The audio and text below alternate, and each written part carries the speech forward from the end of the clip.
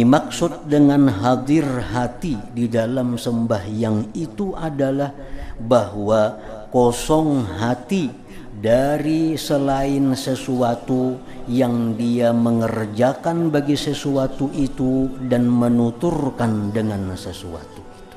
Itu dimaksud dengan hadir hati. Kosongnya hati dari selain yang dia kerjakan dan yang ia ucapkan. Jadi misalnya kita mengerjakan ruku, dalam hati kita itu kita ini sedang ruku dan sedang membaca subhana rabbiyal azim. Nah itu. Jadi bila mana kita ruku, waktu ruku itu kita sadar bahwa kita ini sedang ruku, sedang membaca subhana rabbiyal azim, berarti kita sudah hadir hati di situ. An-nabi dzari'ati wa huwa ilaihi wasilati. An-nabi dzari'ati wa huwa ilaihi wasilati. Salamun salamun alaikum ala nabi. Bismillahirrahmanirrahim. Alhamdulillah rabbil alamin wa bihi nasta'in ala umuri dunya waddin. Wassalatu wassalam ala asyrafil anbiya wal mursalin sayyidina Muhammadin wa ala alihi wa sahbihi ajma'in. Qala al-musannif rahimahullah wa nafa'ana bi ulumih bayanul ma'anil batinah allati biha tatamayyazu hayatus salah. Ini keterangan makna-makna yang batin, yang dengan makna-makna batin itu terbidaklah hidupnya sembahyang daripada matinya sembahyang. Artinya sembahyang itu, salat itu apabila di dalamnya ada mengandung makna-makna yang batin ini, maka sembahyang itu menjadi hidup. Nah, apabila sembahyang itu di dalamnya tidak ada makna-makna yang batin, maka sembahyang itu adalah mati. Allah Subhanahu wa ta'ala hanya memberikan nilai, memberikan ganjaran kepada sembahyang yang hidup.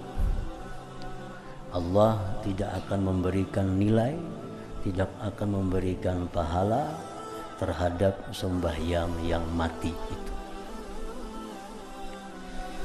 Nah, untuk dapat sembahyang itu hidup, maka perlu kita pelajari tentang apa-apa yang mesti dilakukan di dalam sembahyang itu untuk menghasilkan makna-makna yang batin tadi. Macam binatang umpamanya ayam mati ada harganya. Kemana aja menjual ayam mati ada payung. Nah, ayam tuh berharga, ayam hidup. Nah, kalau disembelih, kalau dimakan. Nah, kalau sembahyang mati sama aja, Allah lebih lagi pada akan menghargai. Sembahyang yang punya harga, sembahyang yang bisa merubah karakter seseorang ke sembahyang yang hidup. Orang yang dulunya kada penyabar, tetapi dengan sembahyang yang bagus dia menjadi orang yang penyabar. Orang yang dulunya serakah, dengan sembahyang yang hidup, maka dia akan menjadi orang yang qanaah. Jadi sembahyang yang hidup itulah yang bisa merubah watak tabiat seseorang dari yang jahat kepada yang baik. Inna shalah tanha anil fahsya wal munkar. Sembahyang itu firman Allah mengatakan bahwa bisa mencegah seseorang dari perbuatan jahat. Artinya orang yang sembahyang itu pengaruh dari sembahyangnya terhadap dirinya bisa menghindarkannya dari perbuatan-perbuatan yang mungkar. Yajma'u tilkal ma'aniya ala kathratiha sittatu jumal. Yajma'u tilkal ma'aniya, menghimpunkan akan makna-makna yang batin tadi, atas banyaknya makna-makna yang batin itu oleh 6 jumlah. Nah, 6 jumlah ini sudah mencakup dari seluruh makna-makna batin yang ada di dalam sembahyang itu. Pertama, hudurul qalbi, hadir hati. Yang kedua, wattafahumu, mempaham. Yang ketiga, watta'zim, mengagungkan. Yang keempat, wal haibatu, takut. Warraja'u, yang kelima, mengharap. Yang keenam, wal haya, dan malu. Nah, jadi 6 hal ini mesti ada di dalam setiap gerak-gerik tutur kata sembahyang itu. Fal nazkur tafasilaha, kami akan menyebutkan, ujar pengarang ini, akan perinciannya. Apa-apa yang dimaksud dengan hadir hati, nah akan disebutkan secara rinci. Tsumma asbabaha, kemudian kami sebutkan sebab-sebabnya. Apa sebab hati bisa hadir? Apa sebab seseorang itu bisa paham? Apa sebab seseorang itu bisa takut? Tsummal ilaja biktisabiha, kemudian kami akan menyebutkan cara untuk mendapatkannya.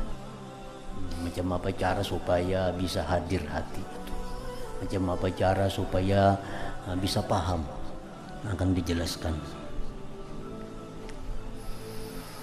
Ammat tafasilu, adapun perincian-perinciannya, fal awwalu, yang pertama, hudurul qalbi, hadir hati.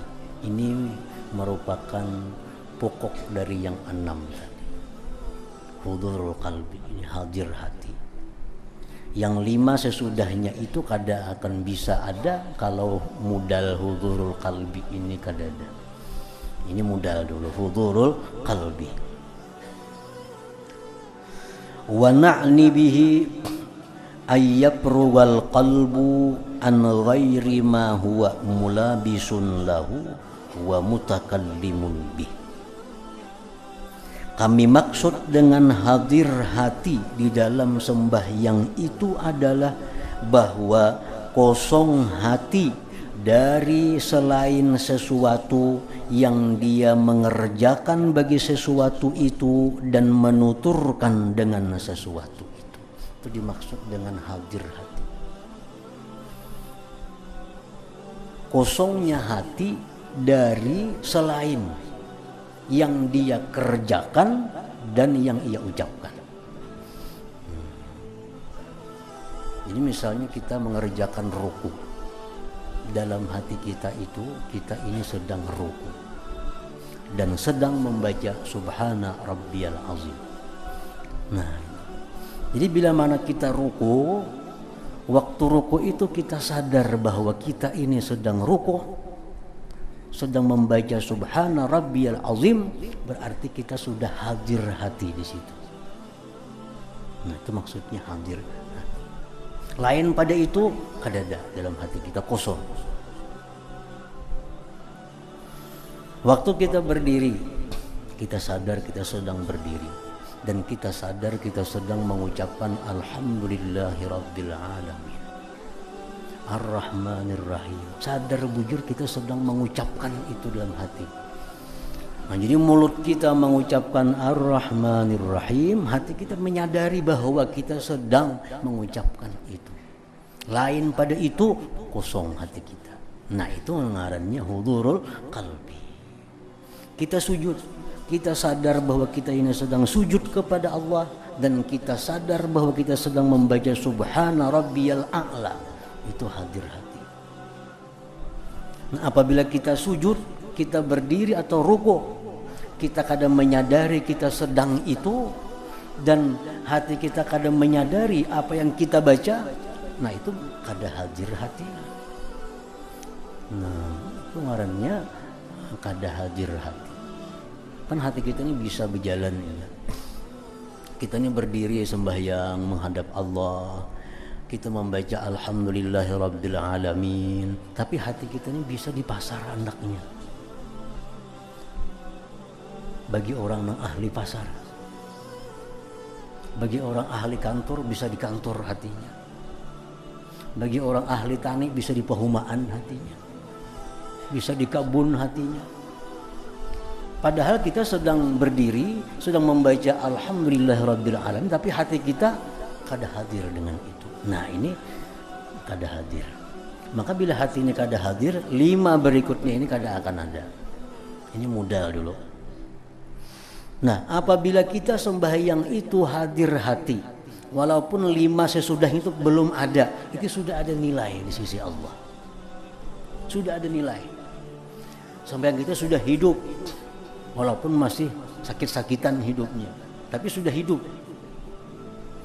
Kita sadar kita sedang ruku, kita sadar kita sedang membaca subhana rabbil azim, sadar itu aja, itu sudah ada nilai sembahyang kita, sudah hidup.